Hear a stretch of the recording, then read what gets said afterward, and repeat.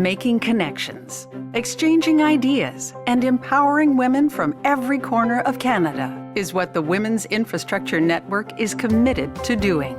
For more than a decade, our dynamic forum has helped shape the Canadian infrastructure agenda, bringing together members from both the private and public sectors. I'm very lucky to work in an organization where diversity of perspective and background is incredibly important. About 50% of our team are women. It's important to have different voices at the table, and traditionally the infrastructure market has been very male-dominated, and that has been changing over the last few years. With more than 2,500 members, we are forging a new way forward, one that promotes innovation and creativity, as well as inclusion, diversity, and equity in infrastructure. Through the We Win outreach program, we empower promising leaders with the skills they need to achieve their career goals. And we've seen some incredible success stories. My main takeaway from We Win is that you can be part of the change, but also help yourself develop and grow. Women empowering other women, I think, is the absolute best way to drive change within our industry by making sure that we are lifting each other up and we are supporting each other as we take on more leadership roles and more influential roles in the industry. It's just so critical. This year's 7th Annual Women's Infrastructure Network Awards ceremony was hosted for the second time in a virtual format, allowing us to continue to honor women who are pushing the envelope in our industry. After receiving more nominations than ever before, it was clear that our judges would have a tough job selecting the winners. Each nomination highlighted an impressive woman who is making waves in their industry and community. We want to thank everyone who took the time to nominate these industry trailblazers. We're proud to congratulate our winners once again. The 2021 Outstanding Leader, Godyne Sibay. I am completely overwhelmed and so humbled to be included in this incredible group of nominees. And the Emerging Leader, Marie-Eve Belzile. For people who actually want to get there, to be recognized as a leader, just be bold, be yourself, and seek feedback, and you can do it. We can all do it. Now it's your turn.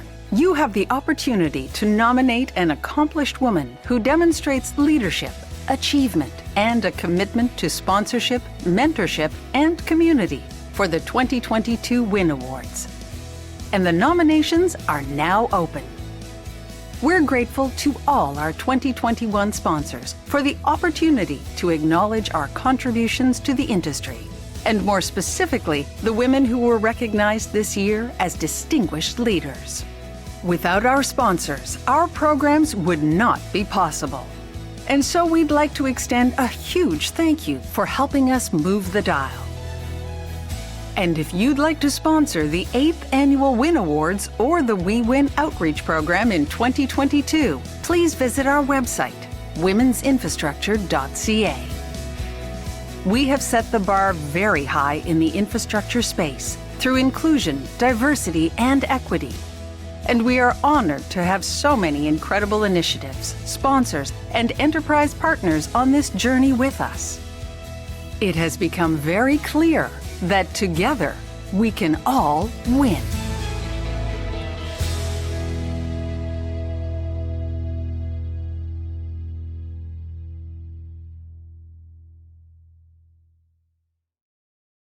Good afternoon. Thank you for joining us for our first WIN event of 2022. As this is a national event, we want to take some time to acknowledge the traditional lands on which we are currently gathered. My name is Dion Allison.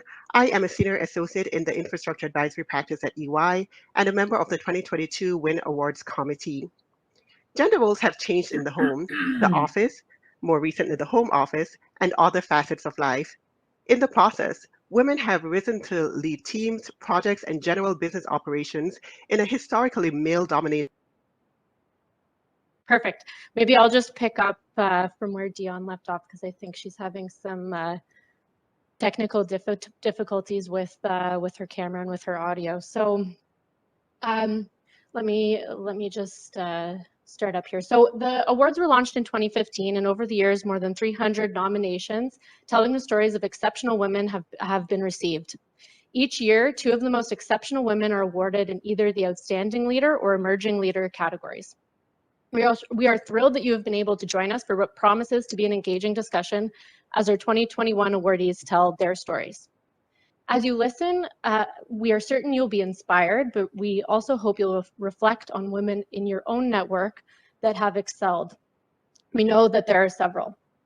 Please consider nominating them for the 2022 awards.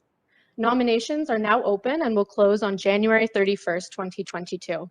And you may refer to our website, womeninfrastructurenetwork.ca, for further details.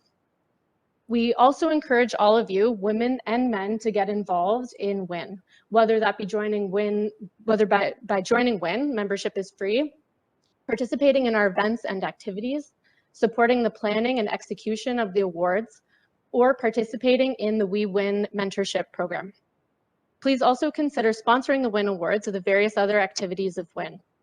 It is through the kind support of our corporate sponsors that we are able to support the growth and development of women in infrastructure, promote diversity within the sector.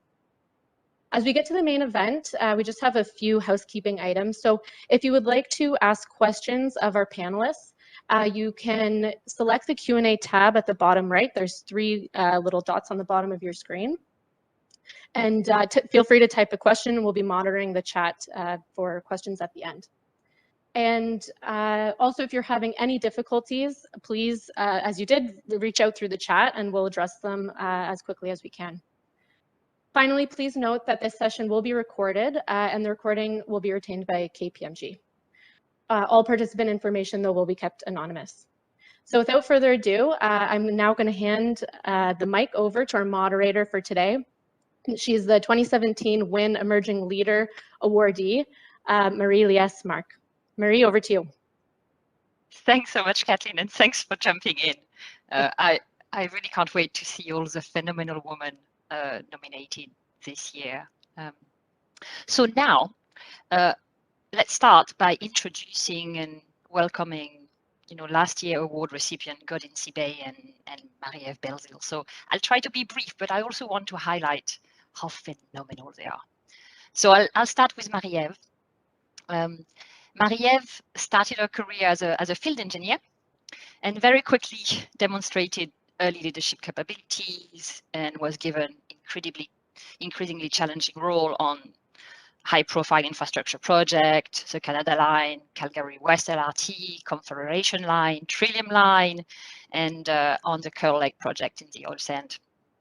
She has actually now been entrusted with the maintenance of over 1.5 billion worth of infrastructure assets for the Confederation Line in Ottawa. It's testing me.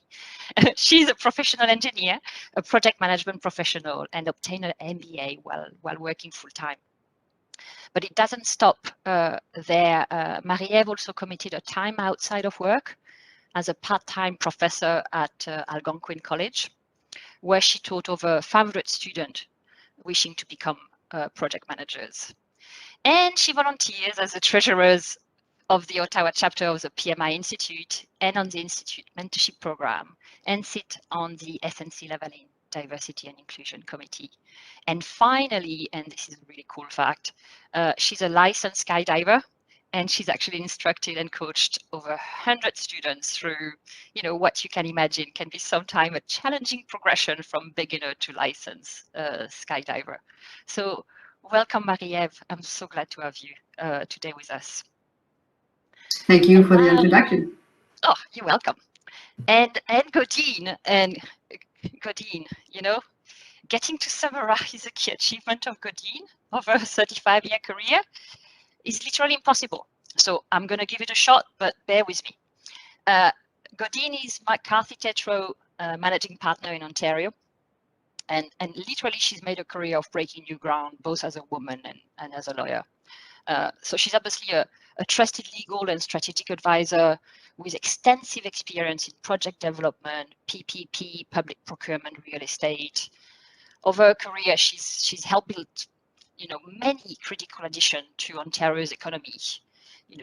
improve hospitals, sport facilities, transportation arteries, cultural centers, university campuses, hotels, arts and social infrastructure, office communities, and the waterfront. And when you think of it, this project have really helped create our city and surrounding region as we know them, and will last for generations.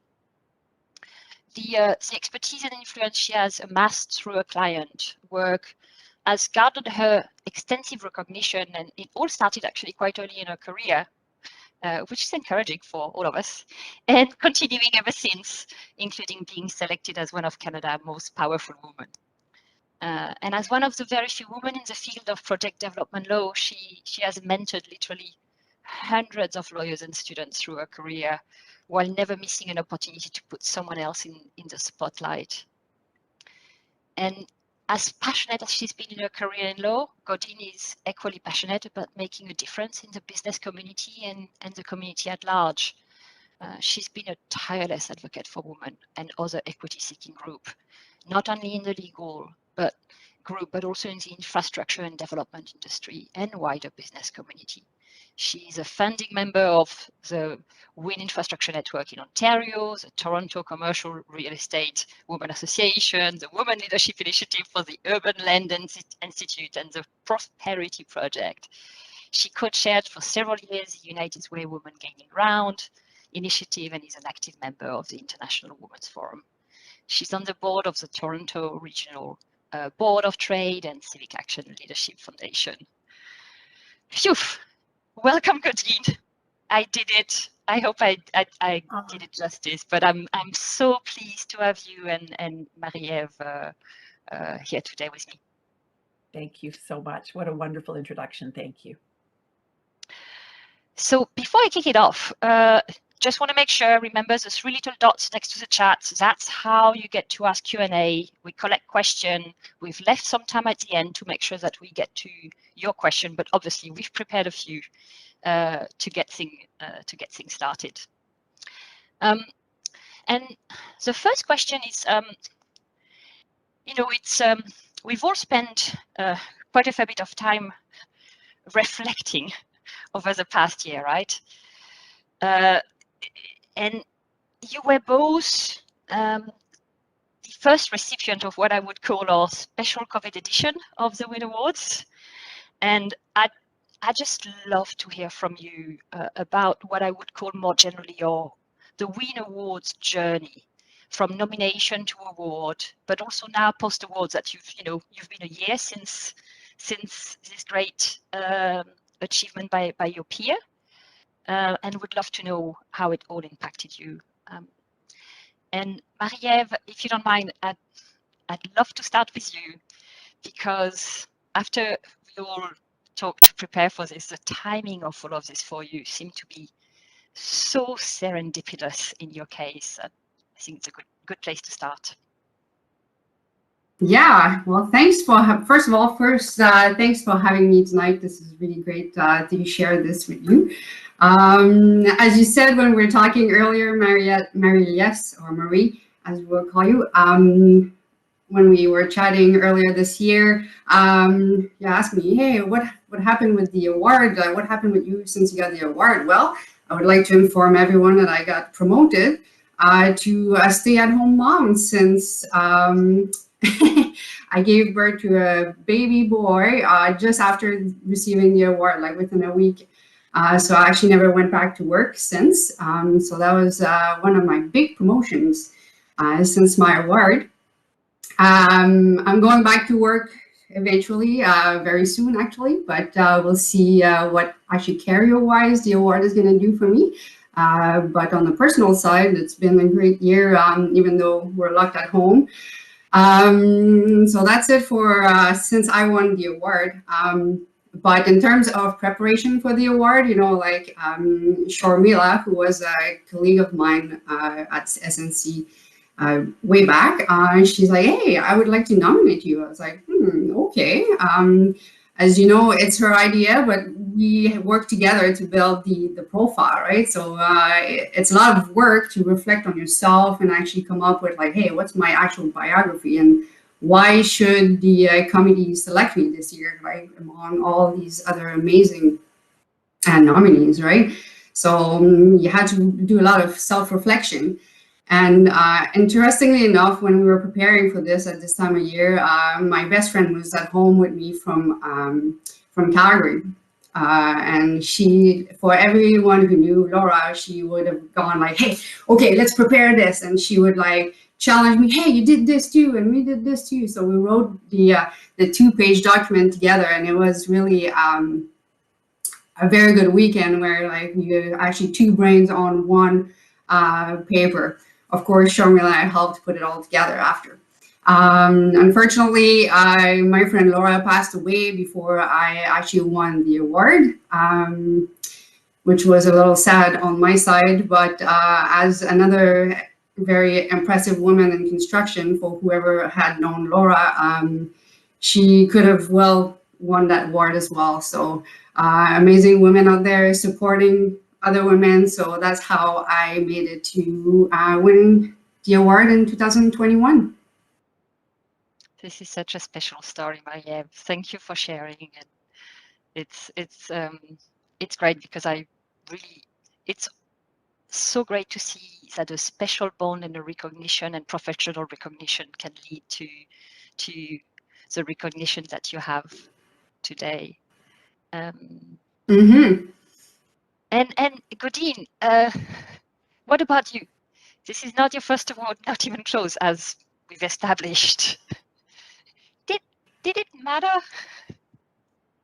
Oh my goodness. Well, yes, it mattered a lot. And if you saw my acceptance speech back then, I think I broke down and cried. So I'm going to spare the tears today, but it was a very, very special award to me. And why is that? Some people may not have seen that. So let me take you back a little bit.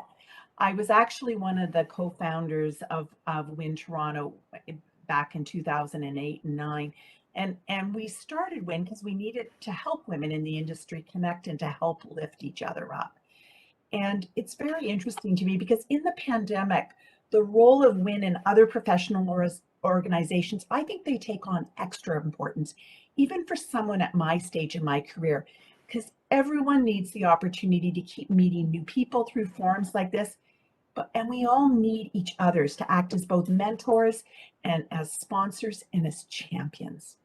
So today, and it's interesting because when you look at many leadership and C-suite positions, board positions, many of them are WIN members or they're WIN award recipients. And so when WIN was formed, it was to address some of these key diversity issues. And the awards that were handed out each year didn't recognize the significant and meaningful contributions. So the WIN awards helped to do that. About exceptional contributions from all disciplines in the infrastructure industry in Canada and beyond. And we wanted to showcase and celebrate all women who might have been invisible. So WIN is different from other organizations that were created by women over the years because our focus was on advocacy for gender diversity with an intersectional lens in the infrastructure sector. And there's so many I would like to thank for nominating me for the WIN Awards, but I'll keep it to Jennifer Quinn, Dana Donald, Tony Rossi, and Aaron Corey, who came together and actually put my name forward. And in my own, I kept saying, no, here's the 5 or 10 or 20 people you need to put forward, and I'll help draft it. And they went, no, we would really like to do it for you. So it meant a lot to me. And so it's very exciting when one looks at the list of winners, and I encourage you all, you'll have seen in the earlier video, all the shortlisted nominees. Please look at them all. I was so honored to be included in that group of really special nominees. They've all done so much for the infrastructure sector. And so please do look at them, and better yet, be inspired. Thank you. Yeah, I was gonna say, sorry, Mahi, but I have to say, like, for me, it was really great to be nominated beside you and to win this award alongside with you. Like, this is amazing. That was the best year to win this year, emerging leader. I'm telling you, just to have met you through this whole process, it was great. So I'm really grateful for that. And I am as. Isn't it all a bit of an excuse to create more connection and recognition and give visibility to women like the two of you that go beyond and then some. And so, having the two of you today talking about, the wonderful woman who helped you, give you that recognition is just, it Women warms my and heart. men. And men, yes. Yes, and men, you're right. You're absolutely right. It's both. Yeah. And that profile is critical as we are both in our respective industries to build a book of business, to build an expertise and experience. So that's another incredible importance of this award. Yes, so I guess SNC will be watching you of what happens to Marie-Eve next, right? Absolutely, they should be. I've already shone a light, Marie-Eve. You may have sent a few emails to people to talk about you. So at SNC, prepared when you get back. Oh, thank you. So maybe let's talk about that, because one of the challenges that we have in our industry still, even though we've been, we've known this for years and it's getting better, is getting actually more women interested in infrastructure in the first place, right? We want, 65 was amazing, was a great number last year, but to be honest, we should have hundreds and hundreds of nomination packages for wonderful women in the industry, and we're not quite there yet.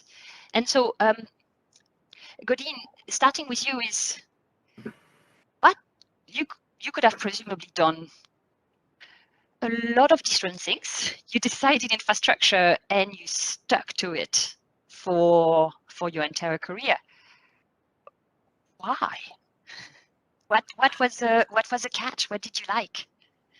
We don't have enough time to go through all the different reasons why. But, one thing when you do these kinds of talks and panels, you actually reflect on why. What was the why? And so I appreciated you asking that question, because I spent some time and thought about why did infrastructure resonate with me? And it resonates with me because it transforms people's lives. And to this day, one of the reasons I love in the infrastructure sector is I like to build people, places, and communities. And I've done so over my entire career. And as I get more senior, I prioritize those big, hard, ambitious projects where I can best use my experience. And what's been interesting during the pandemic is the work that myself and our team, our incredible team at McCarthy Tétrault, have done on hospitals. Hospitals have been critically important during the pandemic, and I am so proud of the work that we've done over the many years on the hospitals.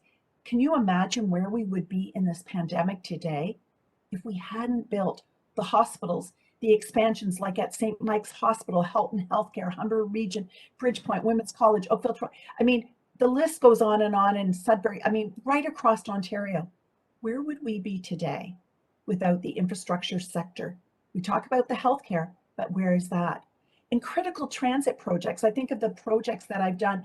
And one that maybe I actually like to think about is the Toronto-York Spadina subway extension, where 2 subway stations were built at York University. That's been transformational. It's provided access to education for people that might not otherwise have been able to attend a university, to live at home and go to a university. It's opened it up. But I'm also really proud of the cultural centers and the centers like Scotiabank Arena, BMO Field, Ford Pacific, OVO, Massey Hall, National Ballet School of Canada. Centers that bring people together for common experiences that engage and inspire us. So I think it's so important that all of us in the infrastructure sector tell our story as to why infrastructure is such an important field to get into and why it needs all of us at the table, because it's rewarding and satisfying to help build others and our people and our communities. So that has kept me there. And I think telling our stories like we are doing today is critical to that.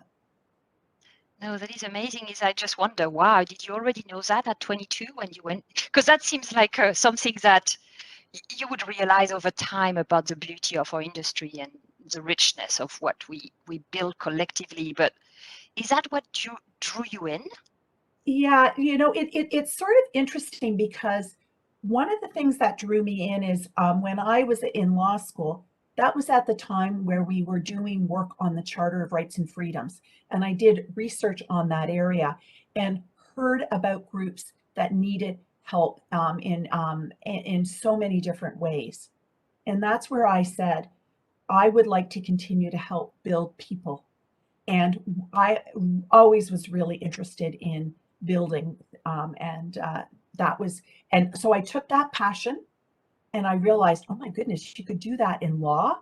And I brought together all these different interests, and that's kept me passionate and engaged. Cool. Marie-Eve, what about you? What? Well, it's funny that you ended up with the word passion, because when you were talking, this is that's what kept me in there. It's the passion for building things, the people you're working along with, that all together we're going to go and build this piece of infrastructure, right? So for me, it was a little bit less inspirational when I started as a young person. I was in Cégep, and then we drove to Montreal, the big city, and we drove through a tunnel. And I'm like, oh, that'd be cool to build a tunnel. And there we are, like 15 years later, and I've been in numerous tunnels throughout Canada, right? So, I mean, building them, not just driving through them at this point. So that was just, ooh, that's something I could do. And the inspiration from engineering, I think it's genetic. So my dad was an engineer, so now I became one. So really, it's a little bit more in a box for say, but what's keeping me really, it's the passion and what to say for people who want to get into infrastructure or aren't sure. I would say that there's so many opportunities. Like, how many projects did you name and that are different, like buildings and LRTs and roads and underground systems, right? So there's something for everyone, really. And I don't think it pinpoint just a specific kind of person. There's just options for everyone in there. So, you know what's so interesting is neither of you said, oh, I did it because I didn't see anyone like me, and I was like, oh, that seems hard, so I'm going to go there. So it didn't stop you in any way, like, because, you know, Godyne, I bet that when you started, there were not a lot of people looking like you. No, there wasn't. And I'll have to tell you, if I could just digress for a minute, when I did my first articling job, which is what you need to do in order to become a lawyer, you article.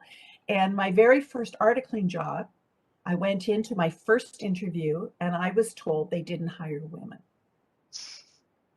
So imagine, I've just come off of law school, working on the Charter of Rights and Freedoms, and my first interview, I am told they just don't hire women.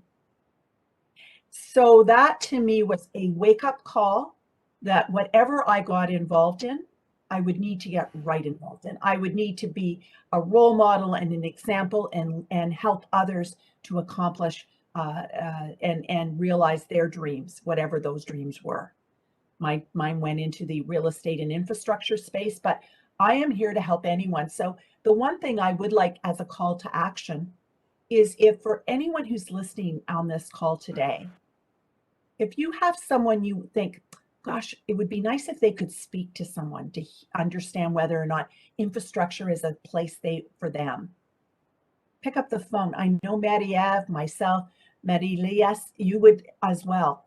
All of us would welcome that discussion, to actually talk to people on an individual basis and say, this is important work, and here is why, and let's see whether or not we can help you land a position there if you're interested. So I do encourage everyone who's listening on this call to reach out to us, because we are here to help. I've done that with numerous students when they're finishing the program. Hey, now am I a project manager? And I've guided a lot of students, most of them new to Canada, and like, what do I do next, right? Some of them are in infrastructure, other different spheres of careers. But yeah, it's really important that you reach out, and I've never said no to anyone. I know. I was thinking about that you've spent so much time as well teaching and giving your time, Marie-Eve, that you must have had so many opportunities to lend a hand and to inspire people, which I think is amazing. So thank you so Well, much. if everyone responds tonight, it might be a little bit of a delayed response, but yeah, not all at once.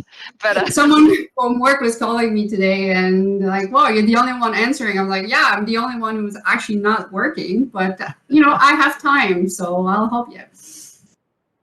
No, but that's, I think, the important point is that's a job. The job is not just a job. The job is the job and the rest of it, because helping the industry grow and having wonderful and balanced profile and diverse profile being in the industry, in my opinion, that's also the job. And so, what you're doing, we should all be encouraged to do more teaching, more involvement, more support, more mentoring, because this is part of the mission for sure. So moving on, Godyne, you've literally helped directly or indirectly thousands of women in the industry and men of people, and so we would be remiss not to just get something from you on this, some wisdom. So can you tell us a bit about your perspective on mentors, champion, allies, all of this, and ideally, what do you want to do next? And then, call for action. I love this because, we've got 60 people on the call and 60 people who care. So let's use it. Well, I would encourage everyone on this call. Now, this is how I think of mentorship, championships, sponsorships. I think of it as habits. I do it every day. I do it every week, every month, and every year. And at the end, I always think, have I done enough today or this week or month or year? And I do it very mindfully. I bring a mindfulness to it. And I think that's an important part of this. It's not a side of my desk. It's a very mindful part of who makes me.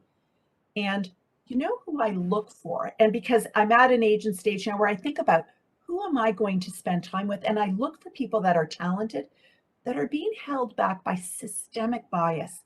Because getting people through those arbitrary gates that others don't even realize they have created is incredibly important. And, I have had the great fortune of being mentored and supported all through my life by people of all different ages and from different backgrounds. People who've worked and taught and supported me and taught me how to be an infrastructure leader and a business leader. But the one thing I will also say is that if all your mentees and your mentors look like you're doing it wrong. My thought is make sure you seek out those that are different from you, people you will learn from. Everyone has something to give and something to receive. It takes a village, and it's not a journey, I think, that you travel alone. So I just want to do a little thing about mentors, because everyone knows what mentors are. They're the people that help you through your career. They nudge you to take the chances. They give you the truth. They pick you up when you have self-doubt. But it's a two-way relationship. I get a lot from those I've mentored, so please do that. But I want to do a little shout out for champions. Please be a champion. And what's that? They play a different role for mentors and sponsors. They're the ones that are fighting for you, and you don't even know it. They help get a resume to the top of the pile. They call the CEO and say, you're the right person to lead that project.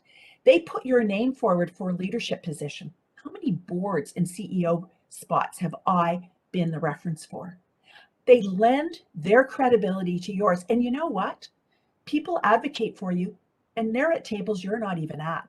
So I may not even know their names, but I know they've been the champions and the tremendous impact they have. But how do you get a champion? Because I ask that question a lot, and that's, you have to earn it. You have to earn it. People champion others for all different types of reasons. But if you're your best authentic self and you're mentoring and championing others, others will do the same as well. And my last little thought, if I have one more second, is to talk about how we cultivate support, allyship with men. How do we get them to support it as well? And what we learn and know about infrastructure projects is that they take tremendous talent that are working together collaboratively to deliver the projects that help build our people, our cities, and our communities. And I have been fortunate to work with many men who are active allies in supporting diversity. So I am going to ask any of my male colleagues on this call, and in fact, everyone on this call, look at the membership of your teams. Look at the meeting invitations, your tables, and your events, and say, who's not here? Not who is there, but who's not here? And is there diversity and inclusion in the places that opinions are formed and the opportunities are given and decisions are made? Sometimes that is what starts the conversation, someone to ask the question and then implement the solution.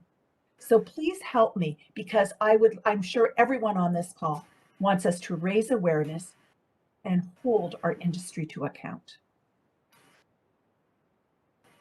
And how do you feel? Because sometimes I feel that the problem is, as you said, champions don't always get to see the new talent. And so sometimes it's, I wish I could, I wish I knew. And it's hard. Difficult. It's hard. And yeah, apologies. No, it's just, that's why sometimes things like that where, from my point of view, for you is getting to meet like people like Marie-Eve, or all the others. Sorry, I'm not. It's just giving you also a new group of people that you can then assess and decide whether you want to champion. But if you don't get a new pool of people to be visible to you, how could you even know that they're out there? And that's why WIN is so important. WIN provides that forum to shine that light on so many people. I get to hear them in panels. I get to sit in the breakout rooms when you have the breakout rooms. Committees, my WIN mentee that I work with shines a light. I'll ask them, who needs help? And I ask the question, who needs help? And so I think that's why WIN is so important. And I would encourage all of you not just to attend the events, but get involved. I have to say, just through preparing for this panel, I have met the most incredible group of women who are so committed to increasing the diversity and inclusion of the infrastructure sector. And believe me, I will be their champions going forward. Thank you so much, Godyne. Marie-Eve, how does that resonate with you? You've done a lot more than your fair share of mentoring to both men and women, while also being on the receiving end. So how does what Godyne said resonates with you? Yeah, well, first of all, if you're working in infrastructure, we can't really go around men, so you're gonna have to deal with them somehow. So I've done, as you say, like I've had a lot of formal mentoring, which is extremely great, where you meet once a month or twice a month, and then you have goals, and we both work together. And as you said, Godyne, it's a two-way street, right? What's also great, and that's probably where I got the most mentorship in my career, is just informal mentorship. So as an advice for people, hey, is this person going to help me? Just assume they will. Ask them questions about themselves, and then they'll be like, hey, you want to hear about my story? Then I'll tell you, right? Sometimes maybe you want to ask me a question, and maybe I'll be able to direct you to someone else, right? I'm not the best person to help you with this, but hey, how about you call this person? So it's not even just you and me, it's, oh, hey, if you have questions about this, well, at this point, I might just say, just call Godyne, and then she will redirect you. But so it works in all different ways. So just never be afraid to ask, and you don't necessarily have to go like, hey, do you want to be my mentor? But more on like, hey, I have questions about this. Who do you think could help me? And then that's how your word is going to go, right? And again, from having mentored people and having been mentored, one of the key ingredients to this would probably be, in my opinion, to be interested, to make the effort, right? If you're going to spend your time being a mentee, you don't want to have a mentor that just doesn't really help you, or vice versa, right? So you have to be really committed and show that you are interested in the mentorship, but also in your career, and then that would make a perfect recipe for a great mentorship relationship, I would say. No, that is so true. Is we can't be shy, right? Sometimes there is an assumption that we are, when reaching out, we are about to waste somebody's time. But that's why I want to highlight what Godyne is saying. We are not wasting anybody's time, because when you get to the top, you need to really stay in touch with a pool of talent and new ideas, and so it's a mutually beneficial relationship, and you get so much out of it. So we need to stop thinking that asking for a new connection is asking something big from somebody else, I guess. And so I think that's, for me at least, what I'm taking away from what you both are saying, is that just go for it. You never know, especially with this at these times. Maybe this person is also looking for you. So that's the thing, right? And you wouldn't know. You wouldn't know. Exactly. Well, maybe it's a good time to actually have a look at the question from the audience, because we did promise that we were going to go to that, and I'm worried that we're running out of time. So let me have a quick look. Oh, I love this question. It's a question for the 22 years old Godyne and Marie-Eve. You mean a question for right now? For if you could give yourself an advice, a recommendation, what recommendation would you give to the young Marie-Eve, or the very young Marie-Eve, and the very young Godyne, when you just really started to enter that industry and trying to figure things out, really? What would you like to say to that person? Who wants to start? I'll start. Okay. I would, like, honestly, I think you can make mistakes and whatever, but you're going to get somewhere at some point if you really want to, right? I just wish I had the confidence, or someone telling me, hey, you're doing the right thing. Like when I started, I said yes to everything that came to me, and I never said no. And then sometimes you just feel overworked, and like the career is just not like a progressive, like skyrocketing line of progress, right? Sometimes you're in a dip, and then you don't know, what have I done, right? Just having someone that say, hey, you're doing the right thing, you'll get better, you'll get to where you want to be. It would have been helpful. How about you, Godyne? Oh, Marie-Eve, that's so true. It would have been very helpful. And I think, you know what, I'm going to layer on just one thought about authenticity. You have to be yourself. You can't be anyone else. So you come to the table and you have to be authentic. And that authenticity, that passion, the reason you're there, embrace it. Don't try to put on someone else's and think that's the way I need to look like. I need to fit myself in someone else's shoes or suit or briefcase. No, you be authentic and embrace it, and you will find that will carry you through, because that is what people I think are looking for.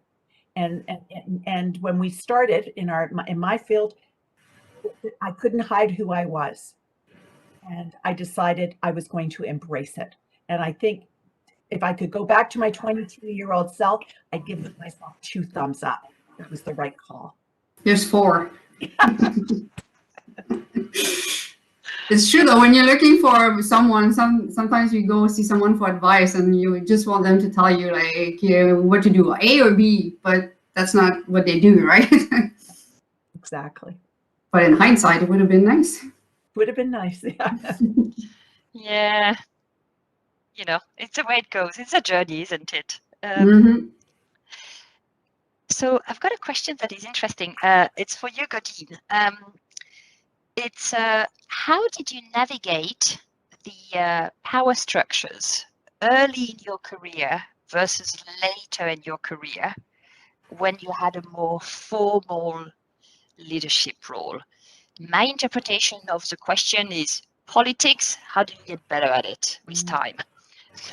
That might not have been exactly the intent, but Yeah.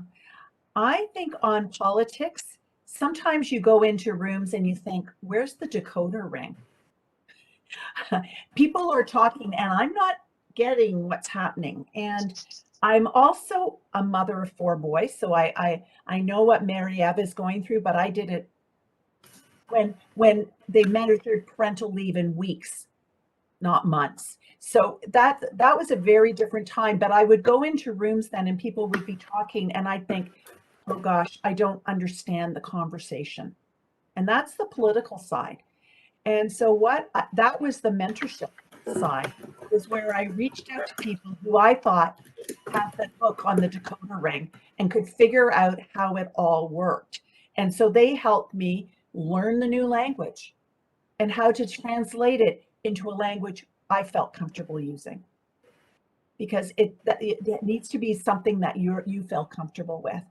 So it was really important to get to know people, not just that, remember we talked about not look and sound like me, but to find others who I thought understood how the conversation worked and to use that to and to get their the benefit of their thinking and incorporate it into my own. interesting. So it was in a way it was more an effort of translation and finding a way to get your own authenticity to resonate with others and to find the way to do that you started become a lot better at over time. Yeah. And I would say to some of the younger people here that I think right now the pandemic has highlighted issues with our infrastructure and the need to rebuild with more resilience, sustainability, and equity. We're hearing all this focus, for example, on ESG and how we need leaders to work to govern climate, social, and governance issues. So, you know what? Those political structures that you think are sort of impenetrable, in fact, they need to hear from you because that's how infrastructure is going to be built in the future. And they need to hear. So actually, you may have some of the, you have information that they need. And that's where you get the reverse mentoring and going back and forth. So it's not a one-way street, it's a two-way street. And if you show them that you're interested in things like net zero and infrastructure resilience and supply chain fragility, or you've got some ideas on how capital and talent can solve these infrastructure issues, you're going to be invited to those tables and politics will come to the side. So going based on talent, continue based on resilience, and surf based on networking and bringing people together. Yeah, well put.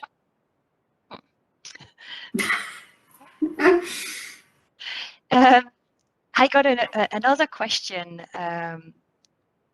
because of Marie-Eve, you knew your new situation, and Godyne, you've been through it 4 times. So one of the questions is, hey, any words of advice for Marie-Eve? From me? Yes. It takes a village. It takes a village. And we were joking before this call, we were talking, okay, Marie-Eve has the cutest little boy. Oh my goodness, he is adorable. And she's starting a nanny who's starting. And I said, my nanny who has been with me for over 25 years is looking after my dog today because I didn't want barking dogs happening when I was on such an important call. So it's a village, and it be creating those relationships and those networks. And have I learned from her? She's mentored me and I've mentored her. So it's been a wonderful relationship. So Marie-Eve, my wish for you is that your nanny and your support system have been as wonderful which has allowed me to raise my 4 boys. And I'm very grateful to that. So I hope that's what you find. And if you don't find it, keep working till you do, because that makes a lot of difference. Thank you for that advice. Okay, so I think this is going to be time to wrap up, but I want to make sure that I give a minute to each of you to say anything that I haven't asked and that you want to say. This is a forum for you. So Marie-Eve, go first. First of all, I wanted to, I wanted to thank the people who led me here. So I'm not going to name them all, but comes to mind, first of all, Sharmila, who nominated me. It was her idea. So thank you for that. At SNC, SNC gave me a lot of opportunity throughout my career to go where I wanted to go and to follow roles I wanted to. And that was through a lot of mentorship from bosses and coworkers that led me through that. So a few of them, Sylvain, Kevin, Caesar, Ian. So all of those people helping me and as you said earlier, champion me through my next job. Sometimes it's like, hey, you want to do this? It's like, where did that come about, right? So, this so-and-so, okay. And also Algonquin College, who trusted me into teaching students. I don't know how that came about, but thank you for that. Angela was a coordinator. She supported me also through the WIN Awards, and our partners at Alice Dawn. I had some mentorship also from outside the company, so people like Matthew helped me as well. So as you said, it takes a village, but also to make your career, right? And finally, I wanted to answer Sharmila's question that she had in there. Imposter syndrome, did I have that? Yes. I'd like to remind you that when I finished university in Sherbrooke, I moved to Vancouver. So I drove my car all the way to Vancouver, only to show up there and being not only the only women engineer there, but also not speaking very well English. So did I feel a little bit like an imposter? Yes. Could I go back home? It was a little far, so I persisted through this, and it took a few months, if not years, for people to finally say, oh, she's not that bad after all, eh? So yeah, it worked. So imposter syndrome is real, but you definitely can, you don't necessarily have to drive 5,000 kilometers away from your home to be able to survive it, but it helps. So just as Godyne said, just be yourself, authentic. And again, thanks for having me here tonight. Godyne, thank you so much, Marie-Eve. Godyne? So again, I'm just going to leave with 2 thoughts. The first one is another call to action. And everybody help me move the proverbial dial on women in leadership. And let's use that intersectional lens so we see more women who are Indigenous, Black, people of color, LGBTQ2S, people with disabilities. So the C-suite and the board reflects the communities and people we serve. And I look forward to being part of those discussions and solutions going forward. And I want to say as well, a big thank you again to Marie-Eve Mark for being such a tremendous moderator this evening. Like, this was an incredible, and the time and effort you spent in putting thoughtful questions together, I really appreciated that. And to Ashley Plume, who's behind the scenes for supporting with the WebEx for this Fireside Chat event, a big thank you. And a thank you, and this is because I was once a steering committee member as well. I want to do a huge shout out and a clap and an applaud to all the steering committee members across WIN's 6 chapters. I mean, my God, when we started, was there 6? No, there are now 6. Alberta, BC, Ottawa, Quebec, Saskatchewan, and Toronto. All the steering committee members, there are too many to list. But again, please go look at their profiles. They're featured on the WIN website. Read them and be inspired. Please and thank you. And a special thanks again to those who nominated me for this award: Jennifer Quinn, Dana Donald, Tony Rossi, and Aaron Corey. And to my colleagues at McCarthy-Tétrault, with a special shout out to my McCarthy-Tétrault WIN members who are members of WIN across the country. Thank you. I know you're there and you're cheering for me, and that always makes my day a better one. So thank you. Oh, thank you so much, guys. Did we thank the WIN Award Committee? No, Marie-Eve, why don't you do that? How about that? I would like to thank the WIN Award Committee. Most of them were there last year. As Godyne said numerous times, it was just being part of the whole process was phenomenal. So great job on the committee. A few of them are here tonight. Brittany, Ashley, Kathleen. And thank you again, and good luck for this year. Lots of work coming, and hopefully lots of nominations, so even more work, but it's all good and inspiring. I'm looking forward to work with you ladies.